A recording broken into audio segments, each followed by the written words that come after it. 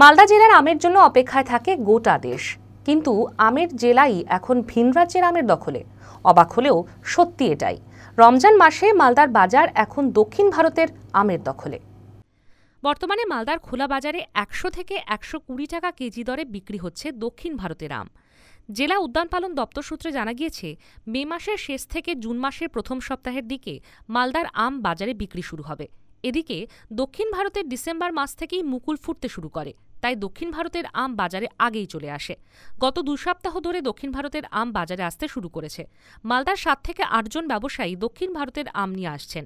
মালদা জেলা নিয়ন্ত্রিত বাজার ফল ব্যবসায়ী সমিতির সহসভাপতি গৌতম সাহা বলেন, বর্তমানে প্রতিদিন গড়ে 7 থেকে 8 টন আম মালদায় আসছে। মালদায় পাইকারি বাজারে 80 টাকা কেজি দরে বিক্রি করছেন ব্যবসায়ীরা। রমজান মাসে দক্ষিণ ভারতের পার্কুল ম্যান নামে আমের চাহিদা রয়েছে মালদায়। বাইরে থেকে আম আসছে, এটা কি মালদার আমের মতো টেস্ট? আমাদের মালদার আমের মতনই টেস্ট। আমাদের মালদার আমের টেস্ট ভালো হয়। কেমন মিষ্টি সাথে? মিষ্টি সাথে। কেমন চাহিদা বাজারে? বাজারে আমাদের ভালো চাহিদা আছে। বিক্রি কেমন হচ্ছে? বিক্রিও ভালো। প্রতিদিন কত আম আসছে? এই আম প্রতিদিন ধরেন যে মালদা বাজারে এক গাড়ি করে আসছে। এক গাড়িতে কতটা থাকছে? এক গাড়িতে 500 টাকা।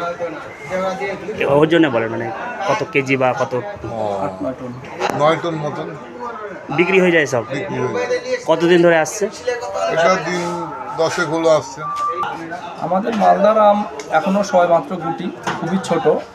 তো আমাদের এই সামনে রমজান মাস চলছে, এজন্য আমের ডিমান্ড আছে, ভালো চাহিদা আছে, যার জন্য আমরা অন্ধ্রপ্রদেশ থেকে আম মাঙিয়েছি। এই আমটা পার্কুল ম্যান, খেতে খুব ভালো মিষ্টি আছে। এমনি আমাদের হোলসেল মার্কেটে 75 থেকে 80 টাকা কিলো বিক্রি হচ্ছে। এমনি রিটেল হয়তো 100 টাকা বিক্রি হবে। মালের কোয়ালিটি এমনি খুব ভালো, প্রতি বছরই আসে কম বেশি। এবছর এবার আমরা একটু আগেই আমদানি করেছি। এই রোজা চলছে, রমজানের সময় এটা সবাই রোজার পরে আম নিচ্ছে লোকে। মালদা টুডে।